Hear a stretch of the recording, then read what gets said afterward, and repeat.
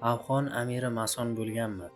Habibullohxon Amir Abdurahmonning to'ng'ich o'g'li bo'lib, 1871-yilda Buxoro amirligining Samarqand shahrida dunyoga kelgan.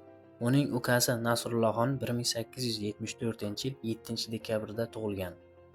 Hayotining oxirida inglizparast siyosat yurgizib, Afg'onistonda ozodlik harakatining o'sishiga to'g'anoq bo'lgan Habibullohxon 1919-yil 20-fevralda Lag'mon viloyatining Kalagosh shahrida ov paytida harbiy ofitser tomonidan otib o'ldirilgan. Ushbu hujjat Afg'oniston amiri Habibullohxonning Konkordiya mason lojasi safiga Toshkentdan qabul qilinganligi to'g'risidagi hujjat.